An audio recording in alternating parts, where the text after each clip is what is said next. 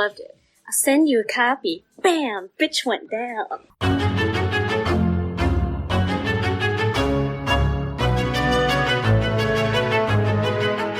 And welcome back to Horror Queers. We're talking not scary movies, just a lot of bees. I'm Joe.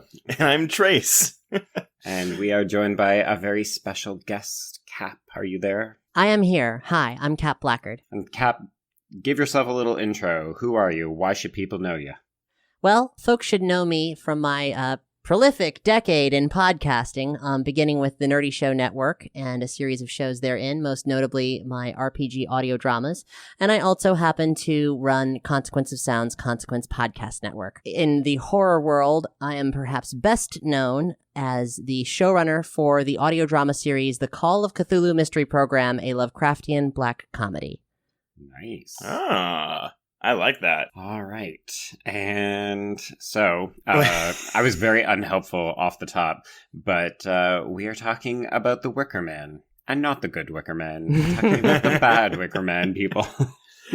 Well, we are talking about the Neil LaBute's remake of The Wicker Man, and obviously, as I always want to kind of give a heads up to our listeners, no outright queer content up front, but man, is it campy as fuck. Oh my goodness. I haven't seen this film in quite a number of years, and I always forget because it kind of starts okay, and then it just gets so fucking crazy. Oh boy, it kind of starts okay. We have very differing opinions already.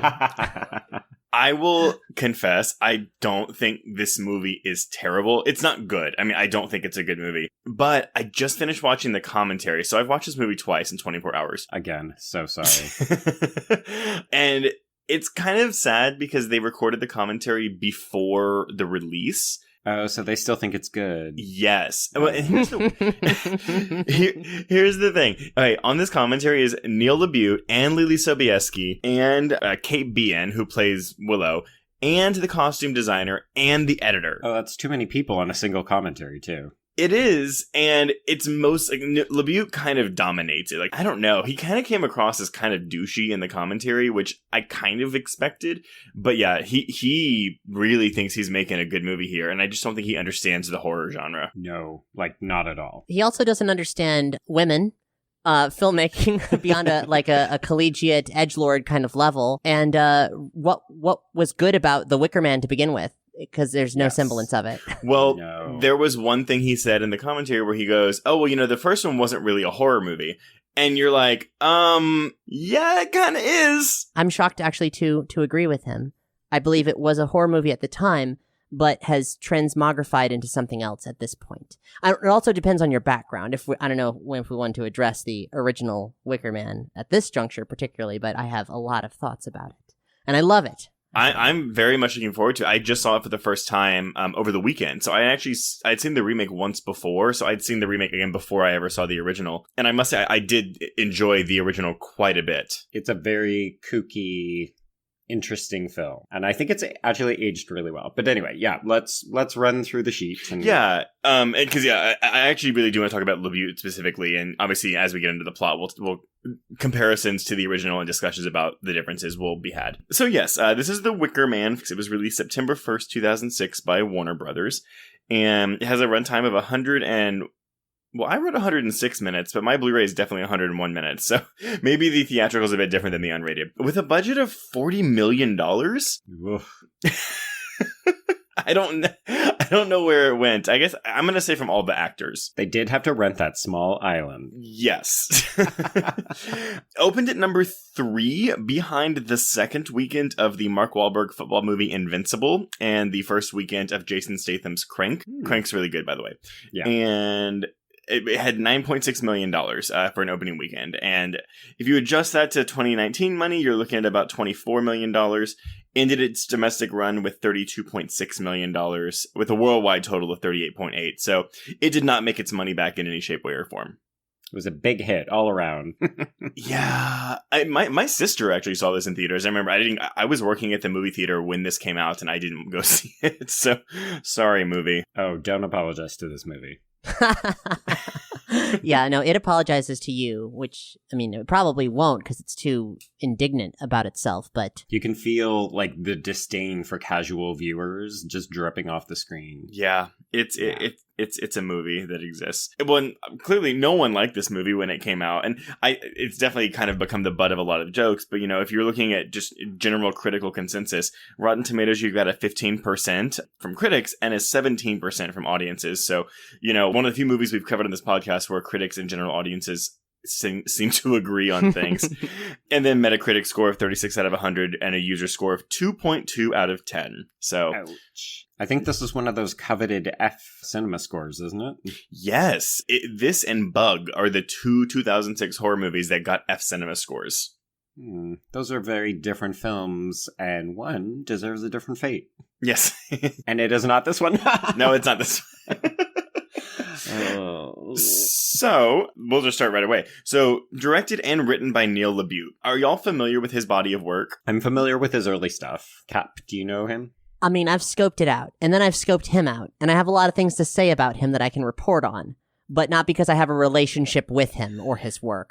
No, by all means. I mean, I'm very familiar with his work. I've only seen a few of his films, but I like or love all of them. Like, I mean, he broke out into the scene within the Company of Men, which is a very, very dark comedy, which seems to be where he excels.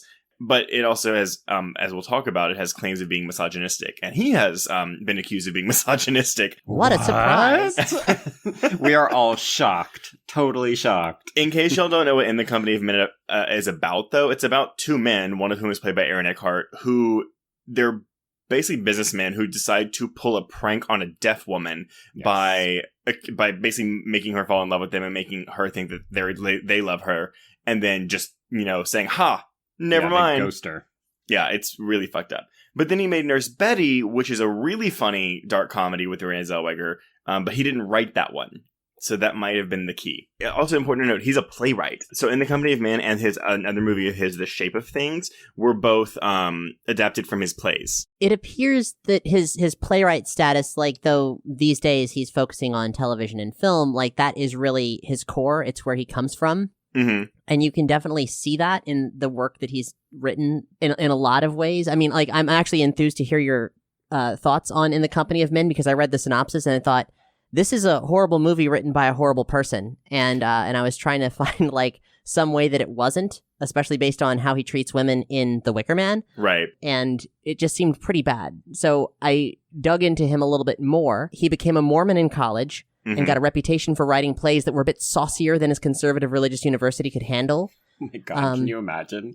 Like, booted out of the Mormon university because you're writing too saucy a play. Well, that didn't quite happen. They got to run, but some of them were, like, canceled after the first night or something. But he still was praised within that system. Eventually, after he'd moved on from the university, he did a play called Bash Latter-day Plays, mm-hmm. which is described as essentially good Latter-day Saints doing disturbing and violent things.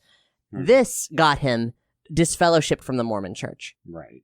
Which is like a step below excommunicated. So he wasn't like fully like exiled, but yeah, it's like the next step down. There's a critic named Daniel Kimmel who said of him, he is a misanthrope who assumes that only callous and evil people who use and abuse others can survive in this world. That's definitely how In the Company of Men comes across, because that movie does end with the Aaron Eckhart character, who is the more despicable of the two protagonists, basically like getting promoted and having a happy life. Yeah, triumphing. LaBute does a lot of work in the really despicable acts and sort of saying, like, this is humanity. This is what we are all about. Well, what's interesting, I read, because I haven't seen The Shape of Things, and that's a movie with Rachel Weisz and Paul Rudd, but it seems to be kind of the same concept or similar concept to In the Company of Men, but it's a woman tricking a man into thinking that, you know, like Paul Rudd, that she loves him, but it's like she's doing it for a thesis project or something, which might be the twist of the movie. So spoilers, but that's what I gathered from it.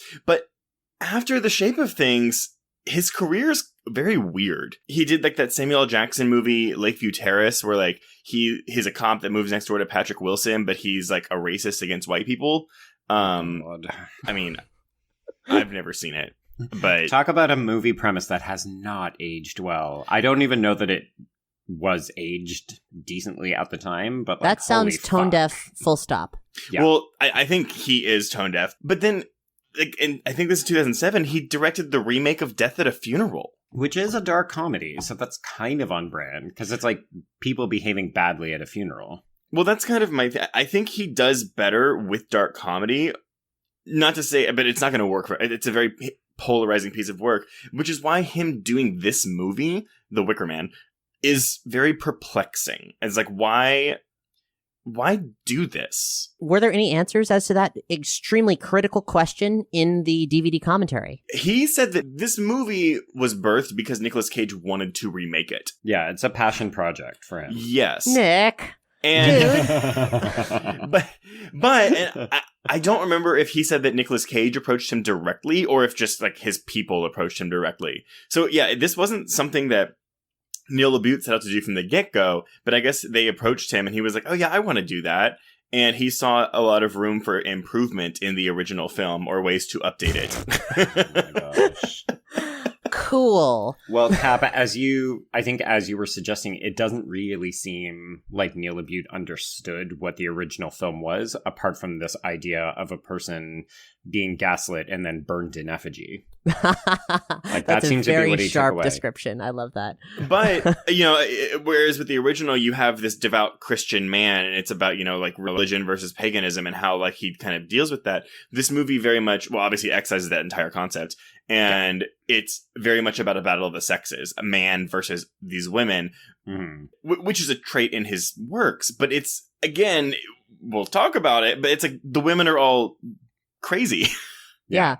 They take the lead's Summer's Isle, like Lord Summer's Isle, or whatever they call Madam Summer's Isle. I don't forget what the in this Wicker Man, the 2006 one. Sister Summer's Isle. Yes. So Lord Summer's Isle, Christopher Lee in the original film, he is an occult leader. Occult. Yeah. But Sister Summer's Isle is a cult leader. There's like there's a big difference. Like the way that things are operated there are systems within place within the society where people are not happy and they are suffering. Whereas in the original Wicker Man, that society is, for better, for worse, depending on how you view it, 100% okay. Everyone there wants to be there. They're here for it. And the whole, I mean, it's all quite twisted up. Something I do want to circle back to in terms of information and the DVD variations and the runtime variations is that there is a big difference, a huge difference between the unrated cut and the regular DVD edition, which is the one that I rented from Amazon. The only way I was able to get it because it's not in the streaming service right now. It's missing the famous Helmet of Bees scene. It's not there. No bees. So disappointing. Yes. That's the version that I watched as well, and I was eagerly waiting for it. So I bought the Blu-ray for this podcast, and then the Blu-ray Don't sound so proud of yourself, buddy. The Blu-ray only comes the unrated version, but I had seen the theatrical version before, and so it was funny, and Joe and I were talking about this before that we recorded, but because I didn't remember the bee scene. So and I saw this movie years ago. And so when people kept talking about it, they were like, I was like, maybe I was drunk or something. And I just fell asleep during the ending, which is highly likely.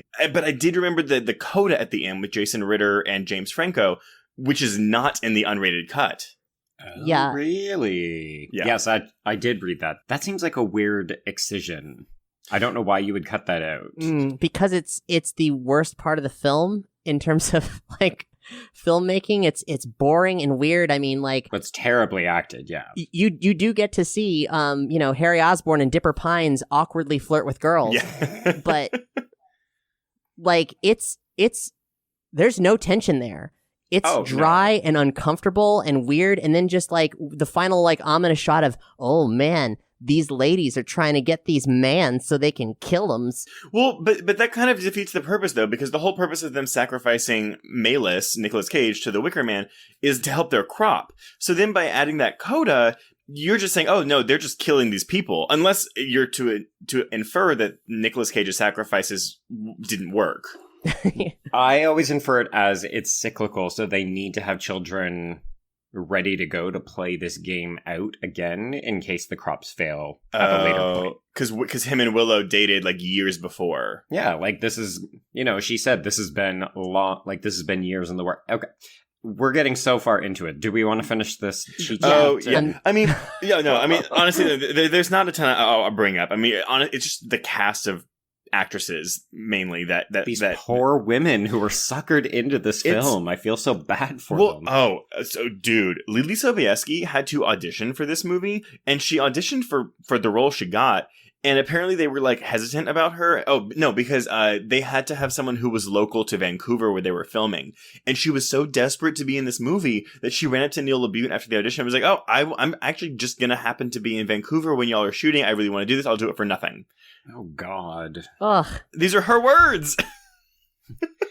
I really want to be in this movie. I need to be kicked by Nicolas Cage. Well, yeah, okay. So we'll have a whole section on the unintentionally funny things in this movie, but I think it might, fill up the whole podcast. Right. So yeah, you got Nicolas Cage as Edward Malis. Edward is, of course, an homage to the actor who played the cop in the original movie. Ellen Burstyn as Sister Summersisle. Other random fact, though. It's Summer Isle in the original, Summers Isle in the remake, and the only reason they changed it is because Neil LaBute thought it rolled off the tongue better. It does not. Summersisle. It sounds like some kind of Ukrainian, musical instrument. So, yeah, you've got Ellen Burstyn as Sister Summersisle, who appears 62 minutes into this movie. And then your cast of women. So, well, I mean, not that Ellen Burstyn isn't a woman, obviously. She's barely a factor. You've got Kate Bean as Willow Woodward, who is Nicolas Cage's baby mama. Spoiler alert. And then Lily Sobieski as Sister Honey. Molly Parker as Sister Rose and Sister Thorn, which, by the way, I did not realize that she plays twins in this movie. It's because the one twin is glimpsed for a hot second, and that's it. Well, that was a dropped subplot that apparently Willow was going to have a twin that was revealed in the climax of the movie as well. So it was going to be like, oh, you never knew which one was talking to him, but they dropped it because it's stupid as fuck. Yeah. And then you've got Frances Conroy, who we all love from 600 and American Horror Story, as the random Dr. Moss, and Diane Delano? I'm going to say Delano, as Sister Beach, a.k.a. the barkeep. Barmaid. Oh, barmaid. Yeah. Apologies. Yeah, so that's that. And by all means, call them by their name or their character name. I don't care. Well, they're so, easy to remember because they're all named after plants. Because that's another thing that exists in this movie. So, where do y'all want to start? Dig in, but where do you want to start? How about a plot recap? Oh, sorry. It's like Trace has never done this before. It's because I'm not drinking. Go ahead. All right. Bear with me. I tried to be brief, and it just ended up getting longer and longer because I wanted to include so much random shit. Go ahead. Okay. So, Edward Malis from California, as he frequently introduces himself, is a healthy eating police officer on medical leave from a pre-title car accident in which a little girl and her mother are bulldozed by a semi. This is a recurring image that happens throughout the film.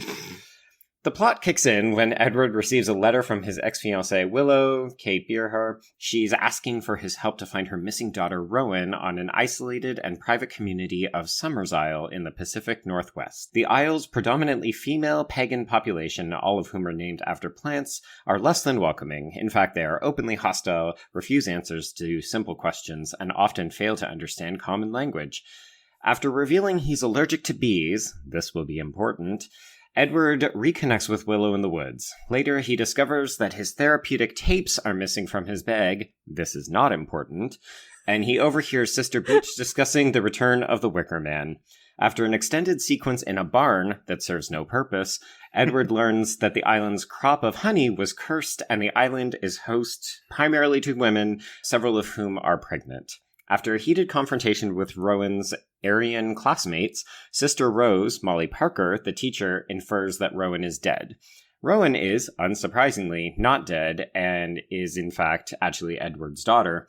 After a nonsensical series of hallucinations, he breaks into Dr. Moss's, Frances Conroy's, home to discover the missing Harvest Festival photo, which kinda comes to nothing, and read about the burnt offering sacrifice required in the Festival of Fertility. After nearly dying in a bee-related accident, I told you it was important, he interviews Sister Summer Isle, Ellen Burstyn. After another near-fatal accident, Edward runs around town assaulting women and children before he realizes his search for Rowan is a trap. He is overpowered, has his legs broken, this is unclear depending on which cut you're watching, is stung by bees, and then burned to death in effigy in a giant Wicker Man. 6 months later, with plentiful honey, the next cycle begins as James Franco and Jason Ritter are picked up in a bar for breeding purposes by Willow and Honey. Joe, it's Ellen Burstyn. It's not Bernstein Bears. No, I will continue to call her Ellen Bernstein. Okay, now where do y'all want to start? Well, having said all that, I would like to, for people who are not aware, assert the plot of the 1973 original. And I do this because in talking about, I'm going to be on this podcast, people are like, wait, there was one before the 2006 one? And I'm like, oh no. Oh no. This is not okay. I mean, I don't know if that's going to be the key demographic of this podcast. Probably not, but let's just err on the side of caution. It's 1973. The summer of love has ended, and hippies have converged in interesting ways. The practices of the old are culminating in this mid-20th century mixing pot where we have a sort of new lease on life for the occult and witchcraft practices in the world. Depending on how you interpret this is either spooky and cool and sexy or scary and bad. And for Christians, it's super duper scary and bad. So in this story, a police officer, in this case named Neil Howie, gets a letter addressed to him saying that a young girl, Rowan, again, has disappeared and he needs to come out to Summer Isle, this remote island in Scotland. Not Washington. Yeah. So he goes there, a lone British cop on this island. They're like, can't come here. This is a restricted place. He does anyway. And there he finds a kind of pagan utopia, at least within certain systems anyway. There's all these bizarre and quirky and fun practices like getting rid of a sore throat by popping a frog in your mouth and then taking it out, and the frog has the burden of the sore throat now, or just open fornication at nighttime, or the barkeeper's daughter named Willow. That's Willow in this story, and she's basically an avatar of the goddess Aphrodite and makes love with all the men of the village, and there are offerings regularly made to her. But it's not in any kind of like, she's not perceived as a harlot. She's actually like a powerful walking fertility goddess. And though men are salacious around her, it's a positive ecosystem where she's well accepted. In fact, all the women on this island are sex positive in every which way. Aside from the fact that this all culminates in a conspiracy to kill the police inspector, this is actually kind of a weird little utopia. And it's run by Christopher Lee's character, who's the descendant of a scientist who came out there to grow apples on this volcanic soil. Unfortunately, the apple crop has gone bad, and they are using the May Festival, which involves the crowning of the May Queen and a laddie and Punch the Jester and this whole procession to do all this thing. So this is a great detective film. It's a great suspense film. And where it gets credit as a horror film, I feel, comes from people who strongly identify with the Christian themes and view the pagan practices here as zealotry that leads to a man's death as he's burned in effigy for the renewal of the harvest and has been conned the whole time. And let me tell you, I'm ruining it for you right now, but the degree to which he was conned and like how it was all a setup, it's done in such a smooth way that's really quite admirable in terms of like detective stories and so on. It is. Whereas like in the remake, you have the women that are practically twirling their non-existent mustaches. Yes. Well, and their plot makes absolutely no sense. Like, Bernson actually says in the climax of this new film, she says, we had this meticulously plotted out, everybody played their parts, and you're thinking, bitch, that doesn't make any sense at all, because everything that happens in this film seems to be happening by coincidence. Yeah, I didn't really get it. I mean, I got it, but it doesn't. And all the women, like, everyone played their part. It's like, what were they doing? Like, Lily Sobieski is standing there holding an axe in one scene and just giggling like a little girl. Okay, the barmaid is there. There are creepy twins. Oh no, creepy twins never explained. Yeah, like you almost need.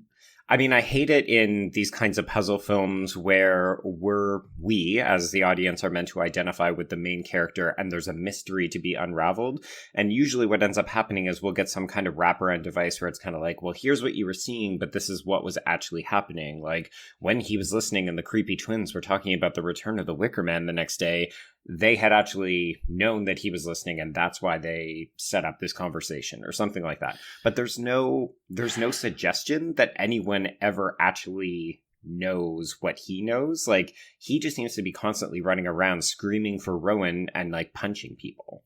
Hey, Joe and I are not anti-remake, but we actually talk about a lot about how we enjoy particular remakes. Not recently, because we also talked about Pet Sematary this week, but but the changes, to me, a remake needs to be you take something that maybe is flawed or it hasn't aged particularly well, and you update it for modern times, or try to improve on what you think is wrong. I don't know what Neil LaBute thought was wrong with the first movie, but the changes in this just don't, from apples to honey, he was trying to make it, it's like a colony of bees, which are what the women are, and actually they have their queen bee, but it's and also the men are drones. Yes, and so hey, here's my thought, and maybe y'all can disagree.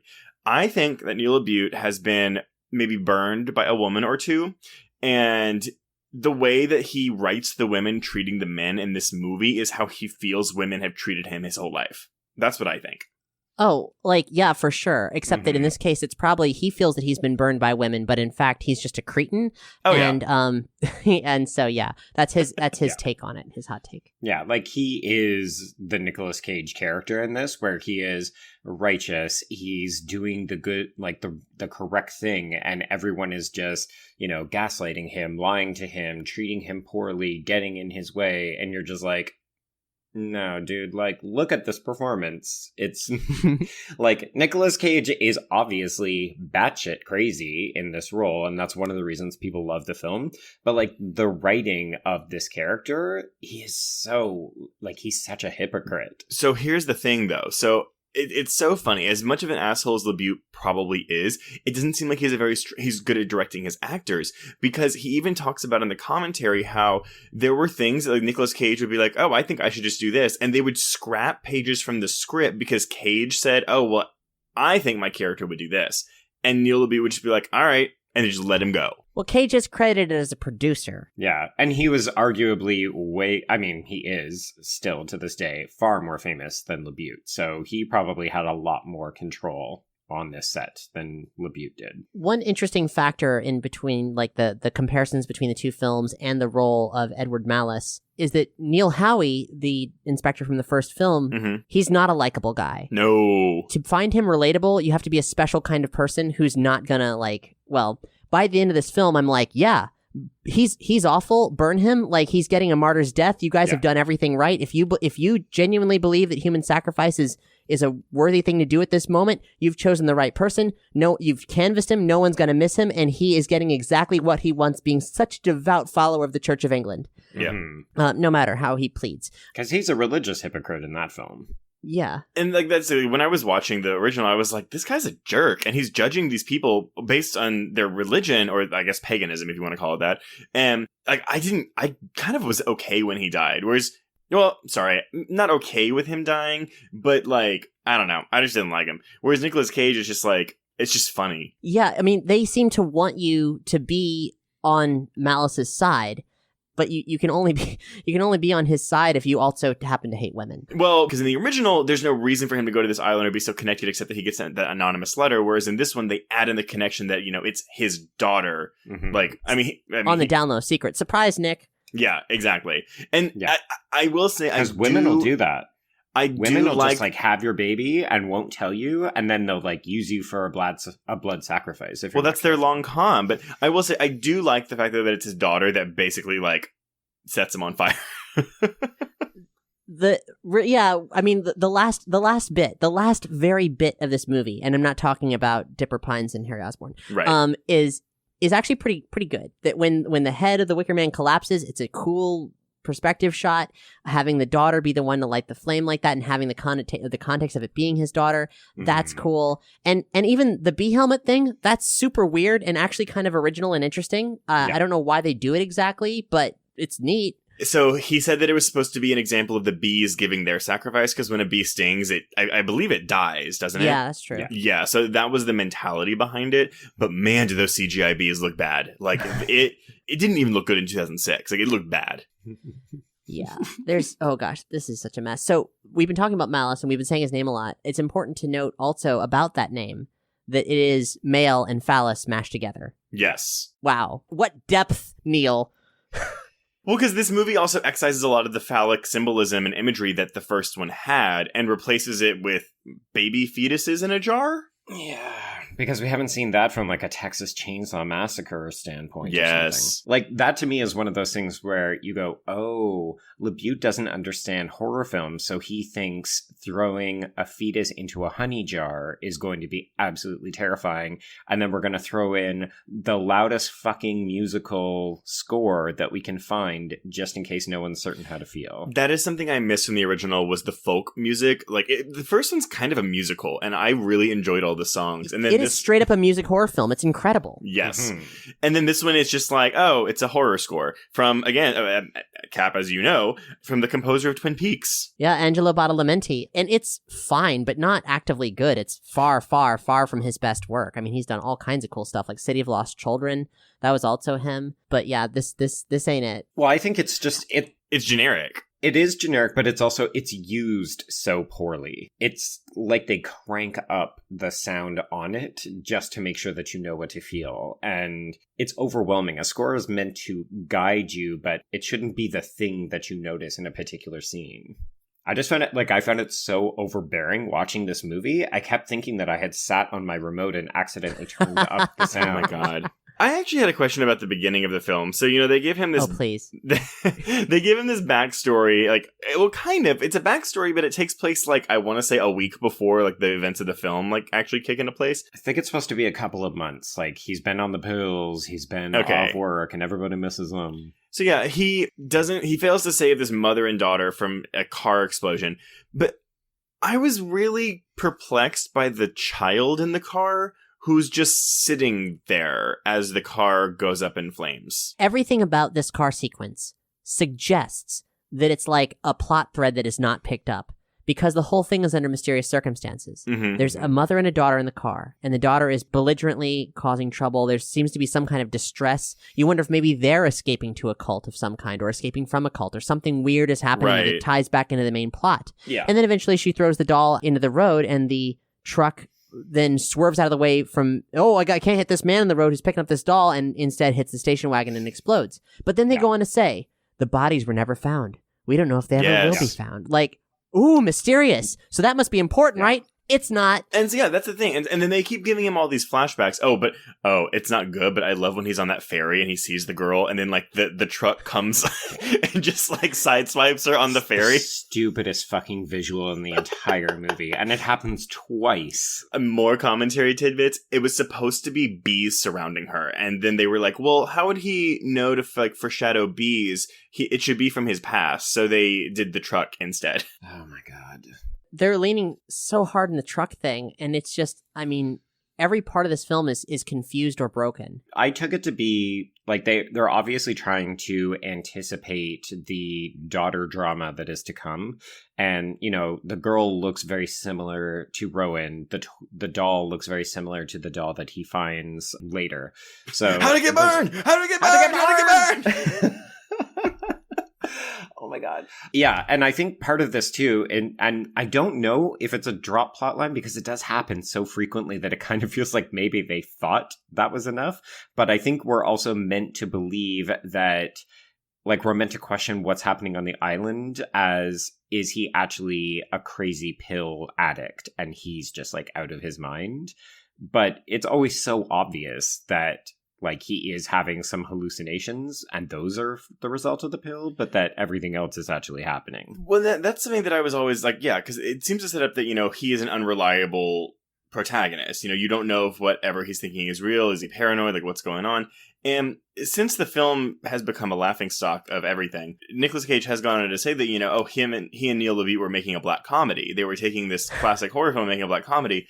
Yeah, nice try. He said specifically an absurdist comedy. Yes, but again, you listen to that commentary with Neil LaBute, and it's clear he does not feel that way. Everyone in this is clearly taking it very seriously. And honestly, I do genuinely love Cage's performance, even unironically, if you can look at it from him being he's an asshole police officer, and that's generally he's kind of weird. You don't know where he's coming from. But if you think about him as an unhinged man who's so, crazy, he'll storm this island based on this weirdly worded letter from an ex. And also claim that he has the authority to, like, break into people's houses and to ransack their belongings and question He's a cop them. from California. I mean...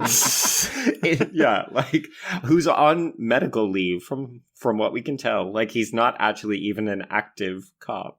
Like, if you can read him as being, like, a man unhinged, like, then every single crazy reaction or line he has is well within character, and Cage is playing it magnificently. It's the least stiff performance of the entire film. Oh, yeah. I read a couple of reviews where people said, his performance is obviously unhinged, but it feels like everybody else is sleepwalking. Yes. Well, I don't know. Do you think that was the actresses, or do you think that's Neil LaBute saying act lifeless like all you women are in real life? Oh, my God. He's like... I was told by SAG that I had to hire real human beings. I couldn't use cardboard cutouts, but I want you to act like those cardboard cutouts. Well, because honestly, I don't think Lily Sobieski, I love her. I love all of her movies, but I think that she isn't the strongest actress. And so she was just playing how she always plays in this movie. But everyone else, yeah. I mean, even Frances Conroy, who's generally like such a treat to watch, is just kind of like, meh, I'm a doctor. Oh, I also take photographs. Yeah, like compare this performance to hers in Catwoman. And I mean, at least she looks like she's having fun, doing her Stevie Nicks cosplay in Catwoman. Here it's like, oh, I'm just going to step out. I've got some fetuses in jars in the back if you want to take a look.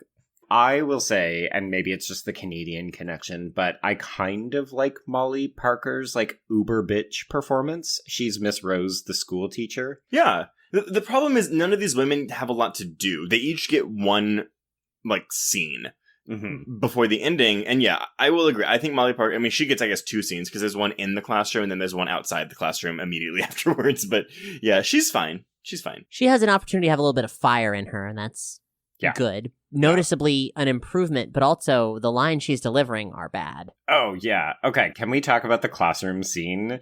Because I fucking love... Okay, so Cap, you already referenced the fact that his literal name, is a combination of male phallus, but then I love that he walks into that classroom and our introduction to this new character, and literally all I could think of was this Aryan society of girls. Like, because they're all white, they're all blonde, they're all, like, extremely tanned from working the land. I was just like, what is happening here? But I love that it's like, okay, so, what do we think of when we think of men? Like, male phallus, male phallus.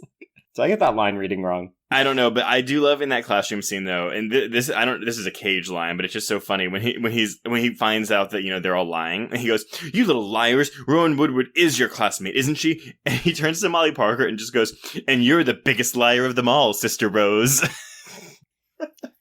Now, serious question.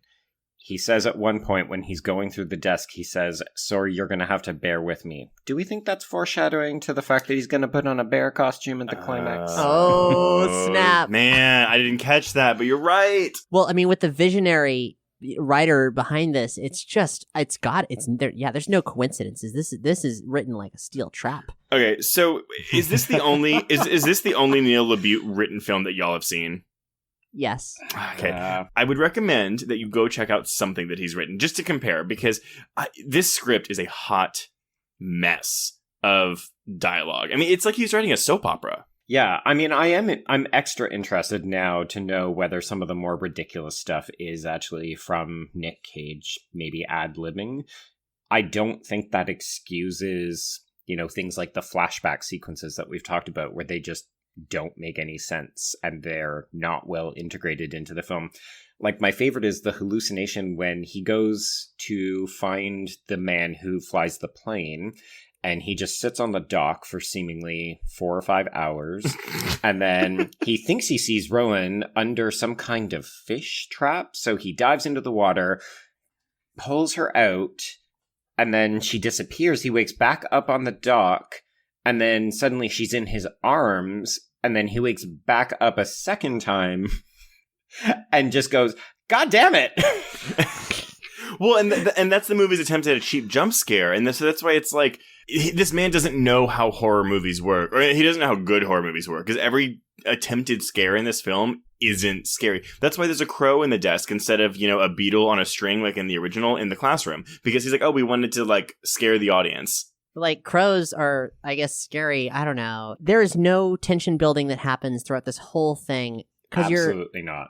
Which is such a shame. Like, it seems like a reasonable premise that anyone should be able to do, of just like, well, it's an investigation, so how can you not let that build? But they just, because it's so detestably orchestrated that at every end you're just looking at it being like, oh wait, no, this doesn't make sense. Why are you doing this? This smells funny from the get-go. Like, for example, the letter that Willow writes him is worded and scripted in this bizarre, stilted language that's like archaic.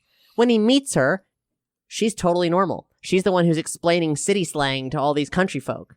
Yeah. I wrote in my notes in all caps, holy shit, her handwriting is exquisite. Because it's oh yeah.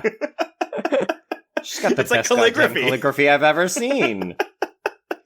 Not lots to do there on Summer's Isle. Sister Rose, you must teach me your handwriting secrets. This movie also does the thing that a lot of mid-2000s movies do when they make sure to announce, oh, there's no cell phone service on this island. So that there's an excuse for him to not use his cell phone. And then we still get 3 different scenes where he tries to use it. He's not smart. So I did keep track of words that he doesn't know how to use throughout the film, just for like shits and giggles. So when he approaches the pilot initially, he says, ahoy. To which the man then says, what? Just say hello. He calls Sister Beach barmaid, which she does not understand.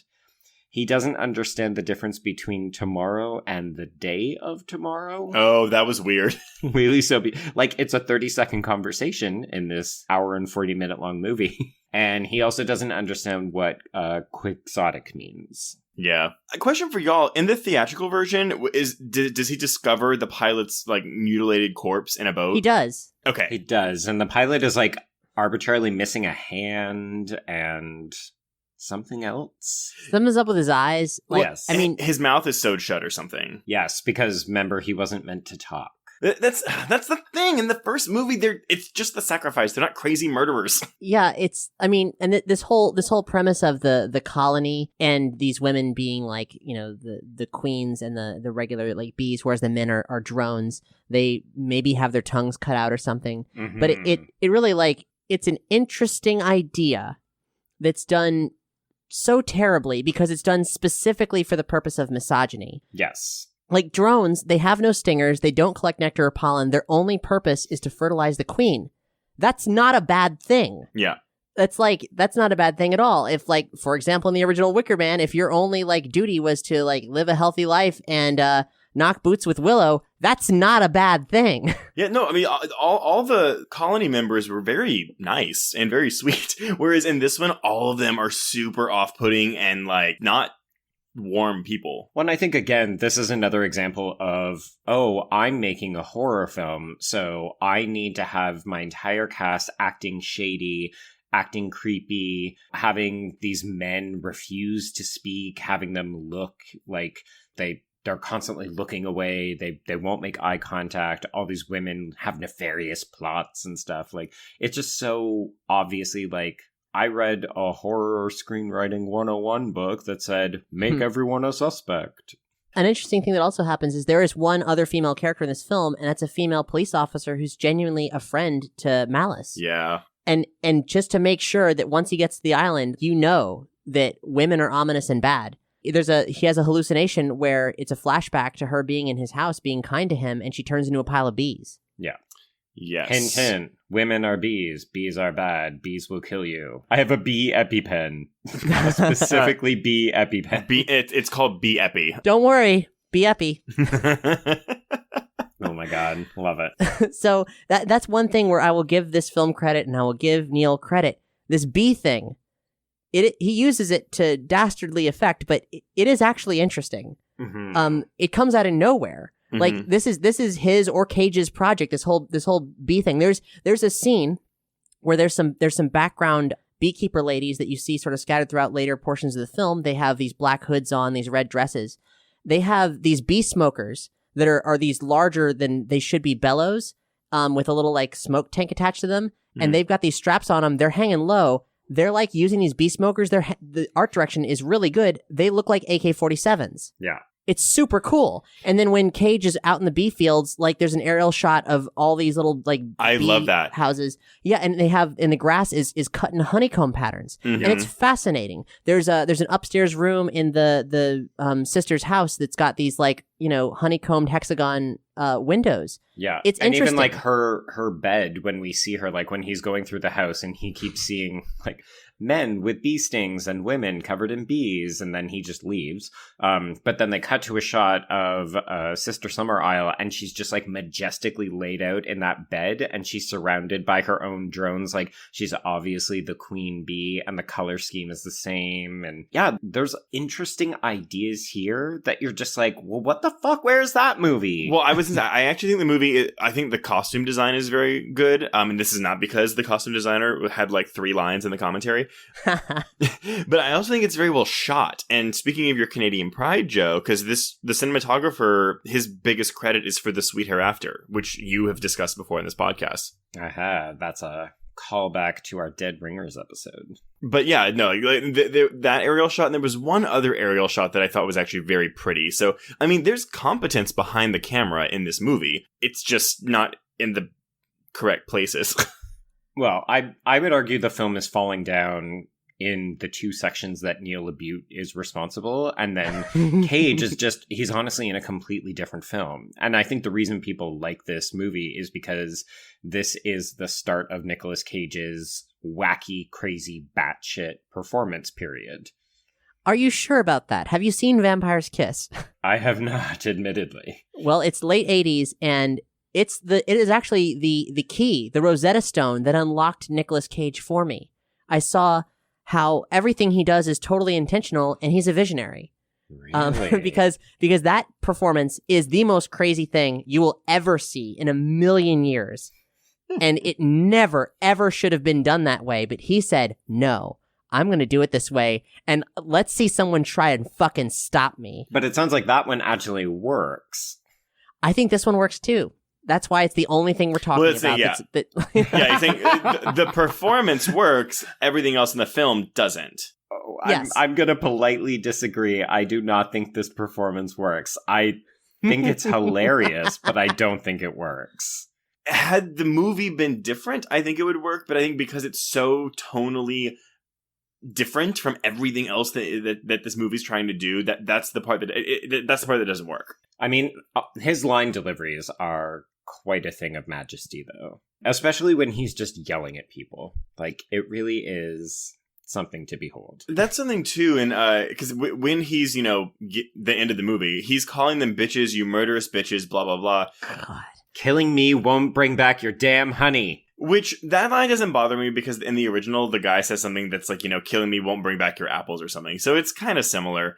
But instead of calling these people bitches, because it's men and women, obviously, he's citing the Bible. He's reading, like, Psalms, and it's true to the character. But then, then you have fucking Malice just going, you bitches, you bitches, you murderous bitches!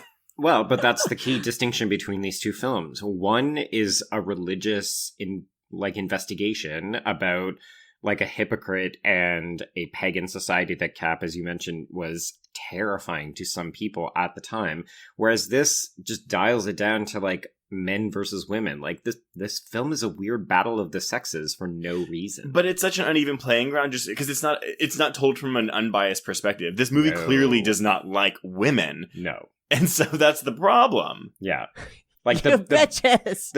But it takes on, like, it seems so much more malicious as opposed to like, he could have called them whores. He could have called them harlots. He could have called them, like any terrible things.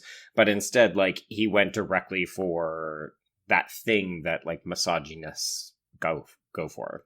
I was actually surprised. So, because that this was a PG-13 movie, not because what we see should be rated R, but because of the man that wrote and directed this, and that it is a horror movie that, it's based on a movie that was already rated R. why tone it down? But all the sexuality and well, there wasn't really any violence in the first one. It's really, I think the first one was just rated R for the nudity and the sex. But Yeah.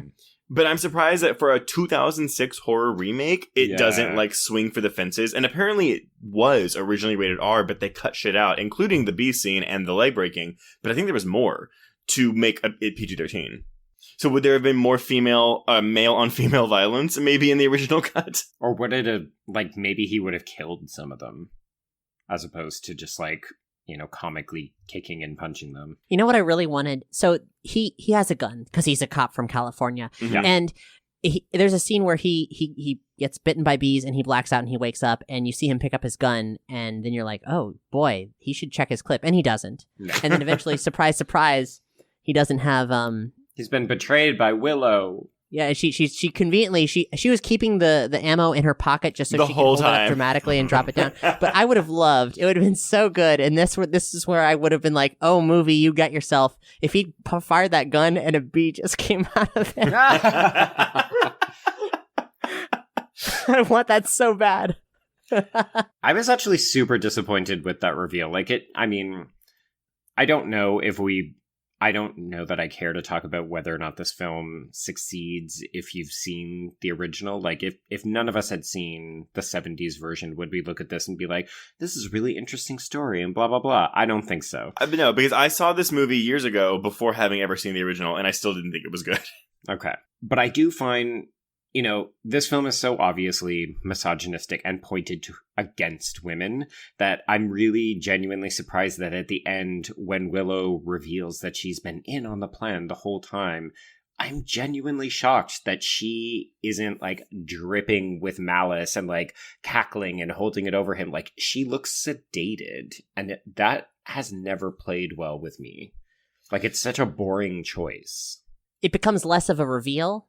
Her compliance, it was very strange. I felt odd about that whole thing too. I was waiting for something to happen that would be interesting, but nothing interesting happened. But that's kind of the thing that is. I mean, again, not to just to compare it to the original. The original, you know, it's not these mustache trailing people. It's like there's something off and it's unsettling, but you don't quite know what's going on, and it kind of builds that dread. Whereas this one, it's like clearly from the get-go, these women are all bonkers. Yeah. And that's where all the suspense is lost. And so, but yeah, I guess I can see that your point, Joe, is, yeah, why doesn't she do something more interesting with that reveal? I mean, maybe it's because they know that they're building to the effigy. And really, like, when you think Wicker Man, for lack of any other thing, you're going to think of a man burning to death inside a giant, like, wicker statue.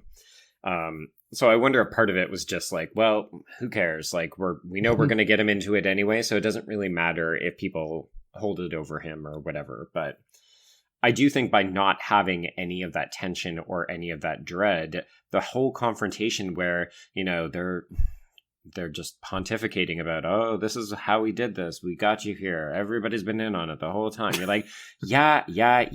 Get to the burning. It really, like, it does really, again and again, raise the question of why did they make this? And it seems like such a fruitless thing, because if you look at the original film, no matter who you are, you can say, this is an art film. It's super unusual. A musical horror film is not a common thing. No. And this is, you look at the original film, I don't have anything to compare it to. It stands alone. Yeah. And you think, all right, so here's what we're going to do. We're going to get Nick Cage and we're going to try to do a somewhat conventional horror suspense film based on this thing that was an art film. An art film that is, by all definitions, a cult film. Mm-hmm.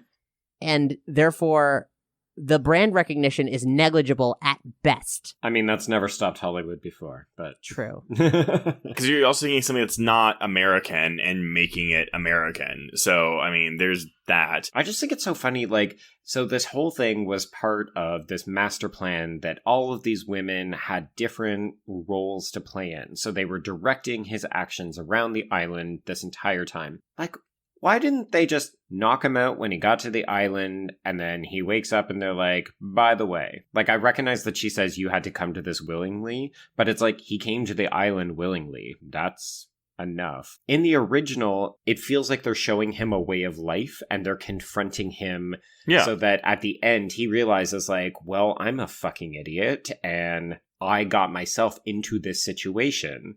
Whereas in this film, it's just like, we lured you to this island and then dicked you around for 2 days and now we're going to roast you like a marshmallow. Well, no, because they give him those 4 reasons in the original. It's like you had to come of your own accord, you had to be a fool, and there were 2 others, and it made sense why they had to wait to like make this happen. And they had to test how virginal he truly was. Yes, like, because that plays so well into this idea of like a religious parable, right? Like you're confronting hypocrites on their values. Whereas in this film, like by not having that, by just making it a gendered thing, it's just like all of that ends up getting lost. The idea of, okay, like let's not make it about religious confrontations and make it about like a battle of the sexes. I like the concept of that. The problem is the movie doesn't give both sides equal playing field. And that's the main failure just thematically for me. Yeah, that's very fair. I think the closest we get actually is the conversation that he has with Sister Summer Isle when he first meets her out in the garden. Mm-hmm. But the problem is that you're so distracted by him swiping at bees the whole fucking time that you can't even pay attention when she's talking about how she is like the physical embodiment of this archetype on Earth. And, you know, that's why the island is run in a certain way. Do y'all think LaBute knows or understands his misogyny, or do you think he's unaware? I think he thought he was saying something interesting about the sexes, but this could only be done by someone who's extremely unaware, I feel. To me, that's more dangerous than someone who is aware. Sure. It's an interesting question, and Cap, I'm sorry, I'm going to do this to you. Trace, keep that question in mind for a film in a couple of weeks that we're going to discuss, because there's a film coming up that plays men versus women, and it's from a male director's point of view about shit he was going through in his personal life. And I'm interested to revisit that question at a later date. I will forget that, but sure. Okay. I'll bring it up. Yeah. Here's what I'd like to do. I think that we should remake this Wicker Man, but like do it as much as the other Wicker Man was remade, which is, as to say, like not really at all. Yeah. But just keep what works about it. So keep the B stuff. Yes. Because there's B horror, and not letter B horror, but B horror. Yeah. Like literal B horror. Yeah. It's a small but weirdly existent horror genre. Mm-hmm. Like Candyman, The Deadly Bees, The Savage Bees, The Swarm, and of course, My Girl. And don't forget, ripped from the headlines, bees living in a woman's eyeball and feeding on her tears. So I feel like there's a sexy occult movie about women and bees that can be made. And like, this has really got my gears churning. I want a horror film that can retain the interesting bee iconography and tap into an occult vibe, but a healthy occult vibe. Yeah. Not an exploitative, like, witches and the feminine are spooky and evil cliche. So like, I've been racking my brain all afternoon trying to think like, what does this movie look like? And the easiest version, the most conventional version that I got is like, there's some sort of male authority figures or would-be authority figures who unwittingly end up amidst a matriarchal society that they don't understand. And they proceed to panic in short time, fundamentally harming someone or something quite important and sacred to that society. So the audience is potentially on the male side because they don't know entirely what they saw either. But as the film goes on, it becomes clear that the male characters are worthy of the justice being dispensed, and that any revulsion towards the bee people was simply a knee-jerk reaction to the other and the unknown. Not everything different is wrong, you know? Like, so when some horror is dealt to these people, there's a sense of restorative balance that doesn't smack of typically masculine solutions in these cases. Like, to bring balance, this needs to be a film that that attacks, like, patriarchal worldviews, enacting both retribution and love as a justice for male wrongdoings. To be honest, that actually sounds to me more like a fantasy film. Well, but that's a good way to do a remake, though, is to like kind of change the genre that you're doing a little bit. I also think it might be, and this is probably super cliche now to do it, but to make your protagonist a female. I suppose so. I mean, I was thinking about that as well. And I have like, that's the most conventional, like, horror film framework that I came up with. Right.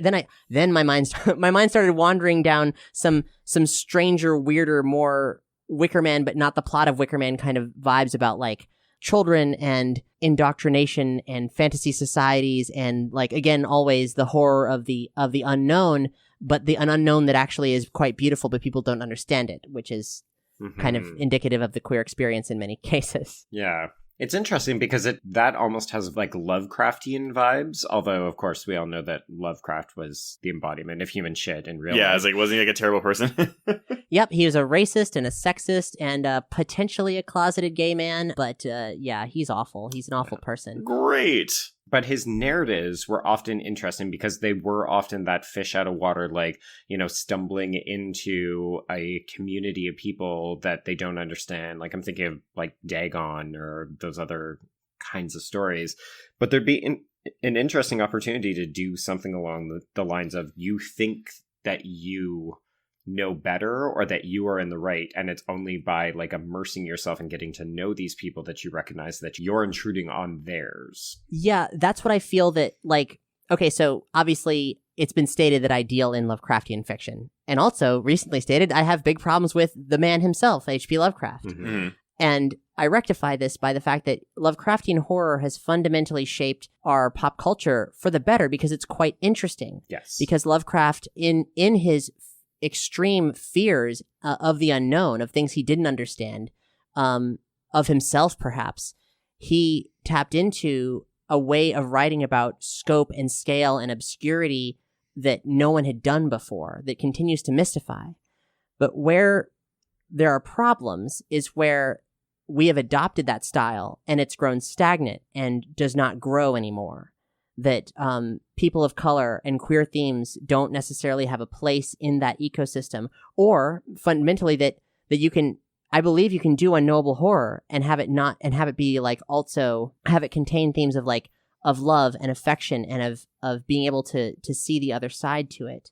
So, I mean, it's an inevitability that when I write stories, this sort of stuff happens because that's where my head's been for months now. But yeah, like there's a lot of work that has been done, not just my own, but by other people who see the potential for what would say in some cases would be body horror or horror of the unknown and make it sexy and beautiful and fundamentally queer. And I love that stuff. That's where I live. And Trace and I are always on board with like, hey, is there a way that we could shoehorn some queerness into here or some diversity into this? Like, well, because then I mean we'd have more movies to cover too. I don't know. I mean, I'm thinking like, let's do the two guys who did The Endless, but I'm thinking like Spring. Like, Spring is kind of what you're talking about, Cap, only it's a pretty conventional, quote-unquote, heterosexual romance. But it's so good. It's so good, though. And part of the reason that it works... Oh, you should check it out. It's pretty good. It's Lou Taylor Pucci. It's... They directed something else, though, I feel like, before Spring. Well, there was one called Resolution. I guess Resolution's the one they did. Resolution. But yeah, it's big. Yeah. Spring, very good. Highly recommend from me, at least. Yeah, it's a guy who goes backpacking and he falls in love with this woman, but she's mysterious and odd, and there's a series of murders that seem to be happening around town. But it's kind of like if Linklater did one of his Before Sunrise kind of movies. Mixed with Lovecraft. Yeah, mixed with Lovecraft. Okay.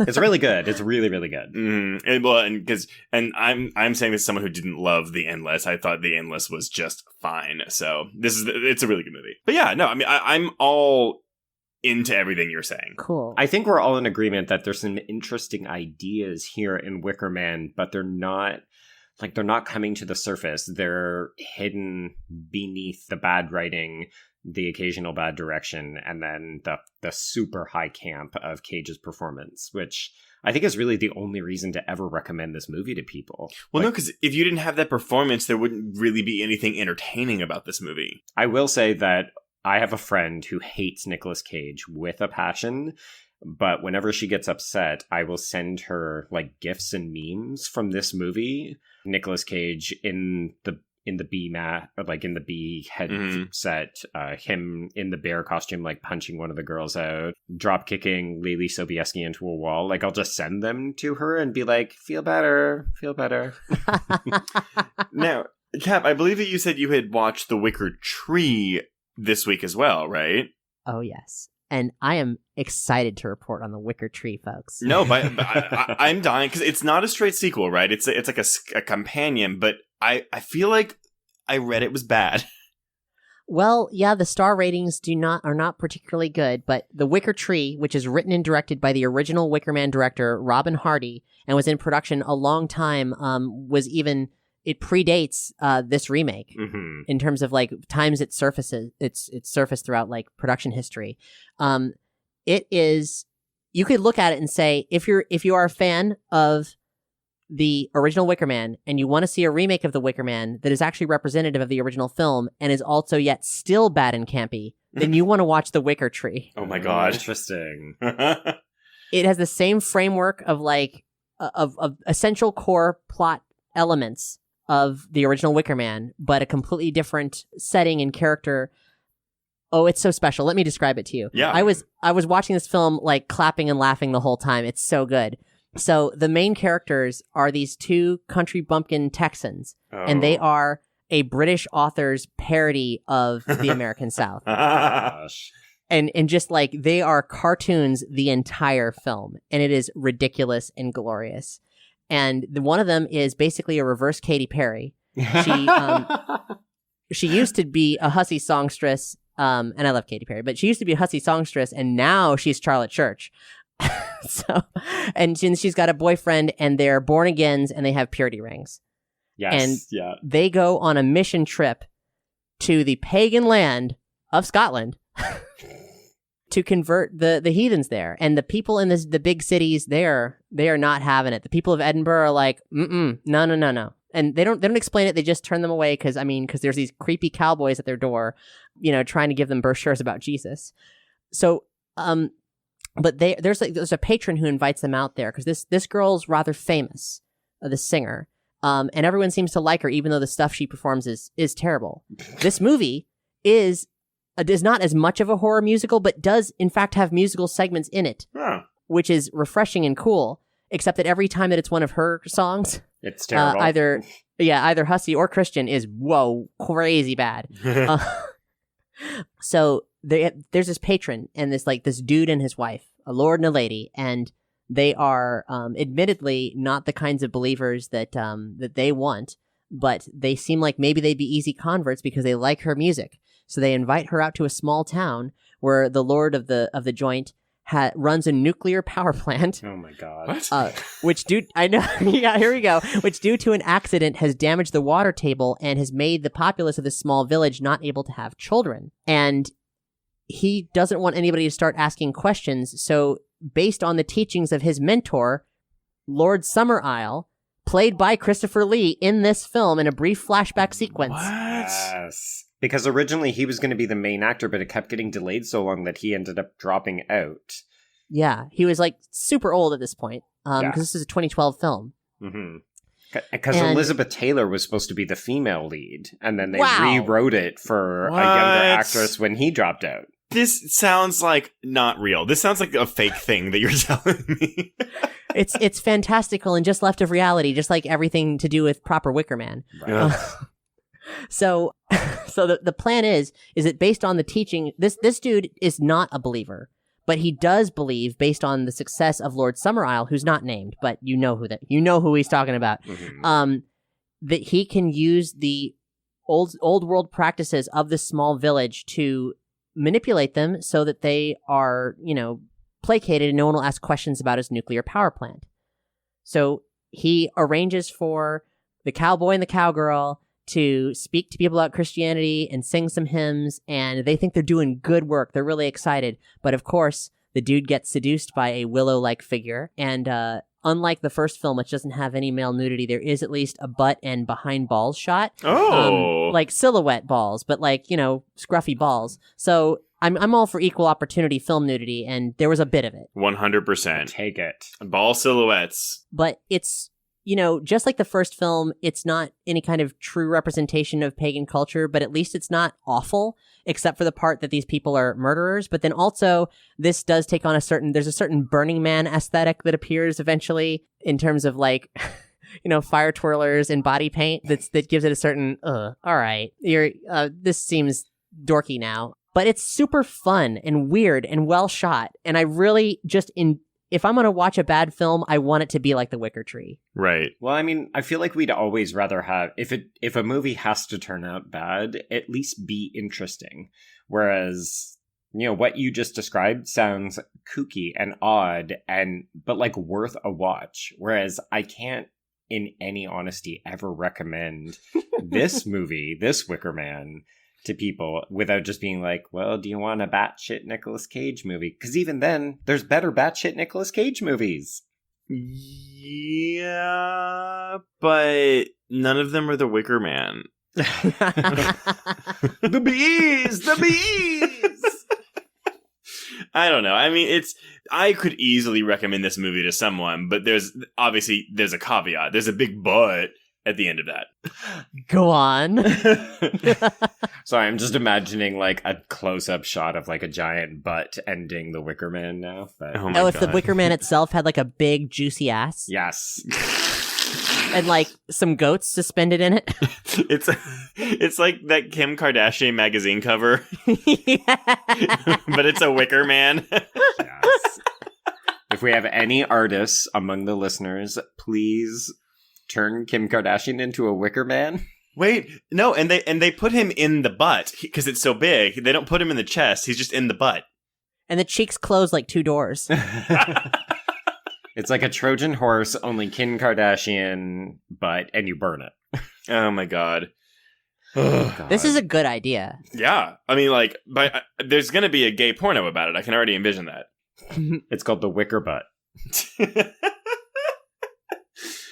Oh man. Are you too surprised that there isn't any kind of sexuality in this film? Yeah, well, no, I mean... Yeah, there should be. I am. Well, because especially with the original, like, I mean, when they were showing those people, like, fucking in the field, I was a little surprised. That just means turned on. Because it's like, oh, and also, in terms of queer themes in the original Wicker Man, there's not much, except that the innkeeper is clearly a fop.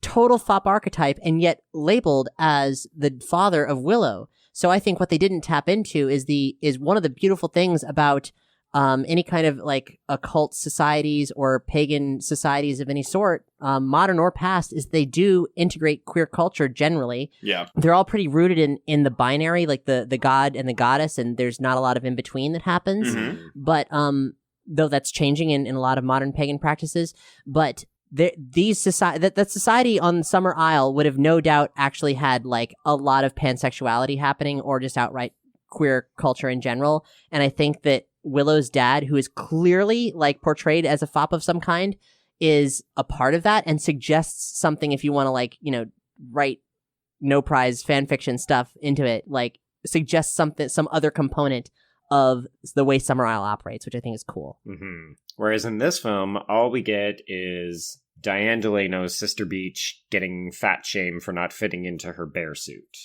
Oh yeah, like, it feels like the suit shrinks every year. Though that line is directly that's the fop innkeeper's line from the original. Oh, is it? No, okay. So that's the thing, and I mean, I totally pulled this from Wikipedia, so make of it what you will. But yeah, apparently, like as much as 80% of the dialogue is word for word from the original movie. What? But with no like heart or character or delivery. And lacking all context. Well, that's the thing. That's the thing. Yeah, it's the same dialogue in like a completely different context. So it's like, what? I guess this is what happened. Nicolas Cage went to Neil LaBute and was like, hey, I want to make this movie. It's a passion project. And LaBute's like, cool, money. Oh, it's a remake? Oh, let me go watch that. And then he just copied the script and changed a couple things. So this is the Psycho version of Wicker Man with an inferior director.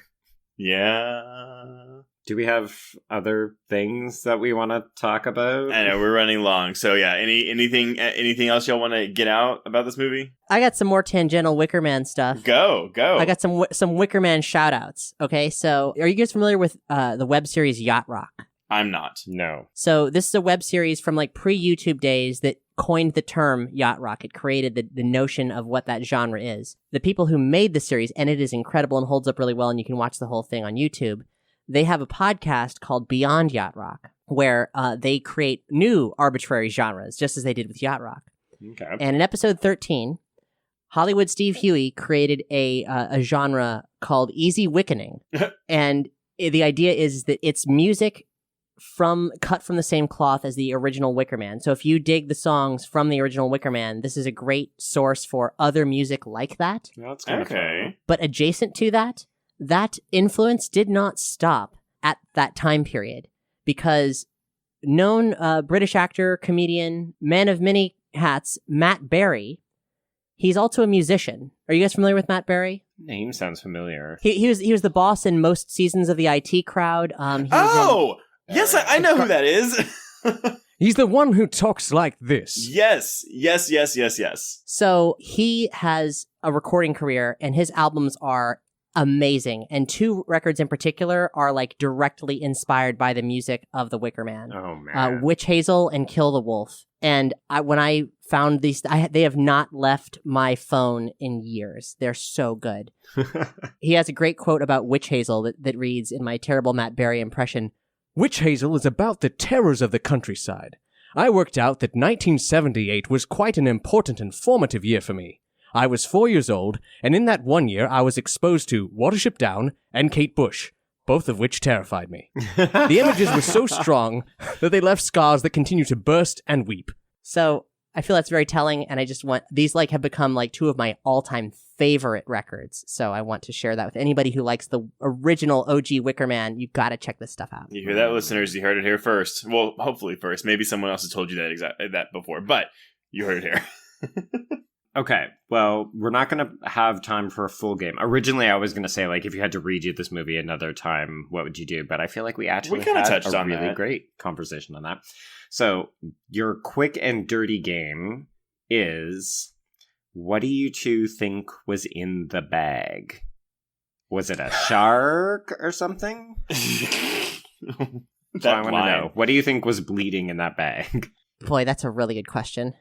So, I was gonna say a pig. Okay. And Cap, what do you think? I feel like it's gotta be... I think it's a male baby, or a male child or something. But my only thing is, though, why wouldn't he look in it? If he really thought it was a person. Because it's a poorly written movie. But apparently... I mean, they don't know. No one knows what's in the bag. No one who wrote this knows what's in the bag. Yeah, No. well, apparently what was actually in the bag, like, during filming, was a small person. Oh my god. It's a terrible job. I hope it paid well. I want to say that Neil LaBute specifically said it was a little person. I was in the kitchen when I heard that part of the commentary, but I want to say he said it was a little person. Oh my god. Willow, no. Oh, fun fact. I have a podcast called State of the Empire, but sometimes it's also called Willow Watch, where we are the only podcast dedicated to Willow. Aww. I love Willow. Well, that's actually a perfect segue. Cap, please tell us, what would you like to plug, and tell people where they can find you on the social media? Of course. Well, you can find me at Cap Blackard, Blackard and CAP, just about anywhere on social networks and so on. You can find, the Consequence Podcast Network is at Consequence of Sound, and there's a lot of lovely shows there, including Halloweenies, which this season is a Freddy Krueger podcast, which you find folks guested on for Freddy's Revenge. But most of all, I love the audio dramas that I produce. That's where my heart and soul is at, and I would just love it if you checked out the Call of Cthulhu Mystery Program. You can find it on all your preferred podcast players or at CthulhuMystery.com. We also publish what I should say about this up front is that it is a hybrid audio drama that uses tabletop role-playing as the basis for it. Oh, interesting.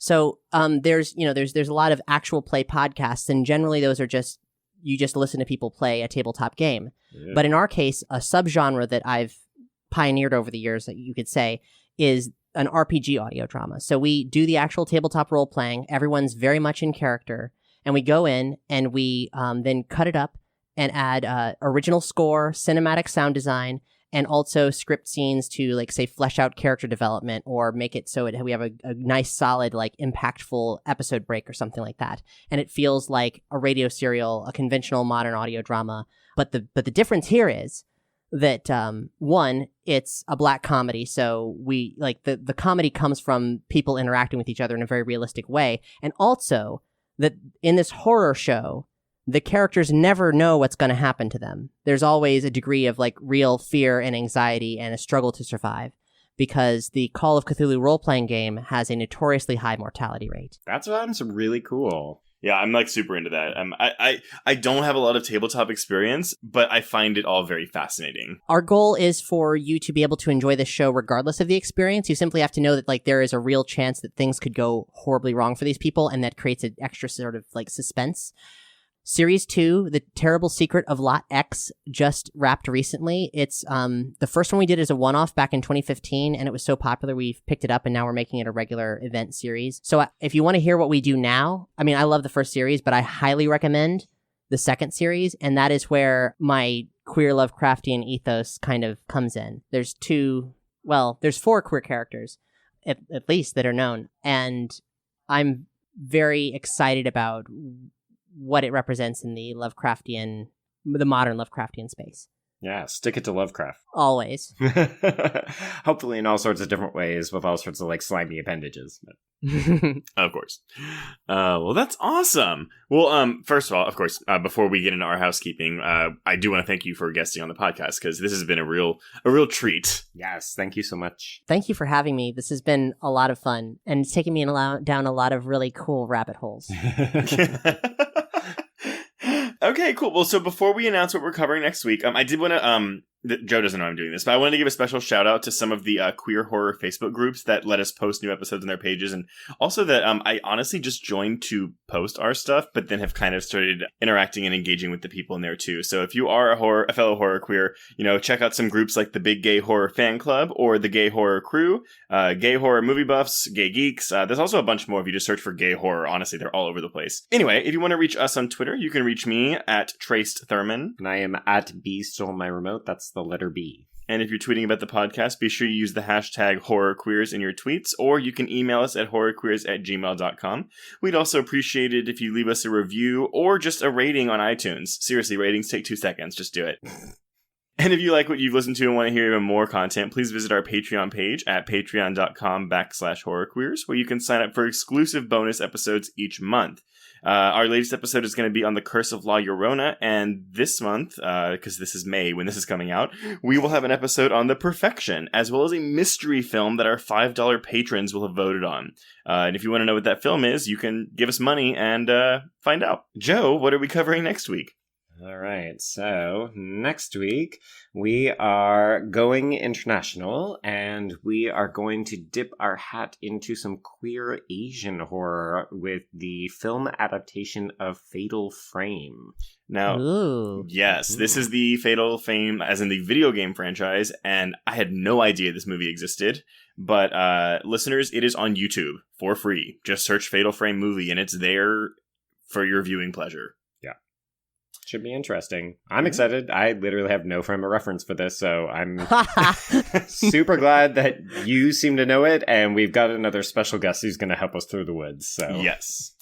So yeah, on that note, I think that we can once and for all, forever, cross out the Wicker Man. Yeah, and cross out horror queers. I want to dedicate this episode to Johnny Ramone.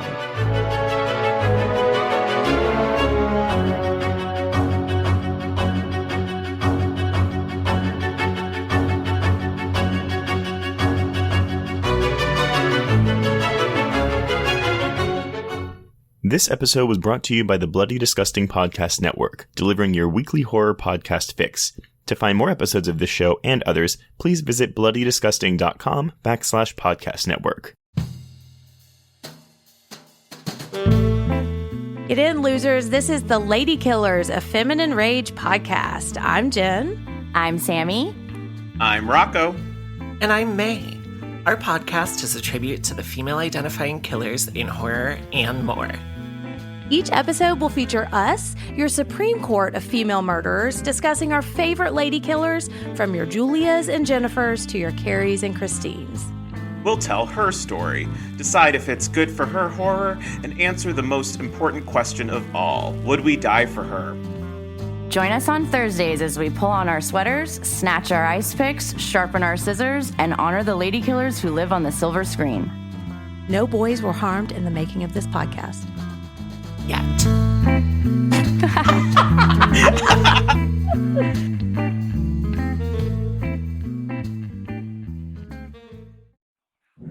Hello, I'm Shelby Scott, the host of Scare You to Sleep, a podcast where I tell you spooky bedtime stories full of creepy sound effects and music that is soothing yet unsettling to help immerse you into a world of horror. This is a show for those of us who have realized horror can be a strange but relaxing escape from reality. Speaking of escapes, sometimes I lead you through guided nightmares, like a guided meditation, but instead of flowery meadows, I take you on a journey through your own personal nightmare. So come get lost in the terror with me. Listen to Scare You to Sleep wherever you listen to podcasts, or find us online at bloody.fm. Sweet screams.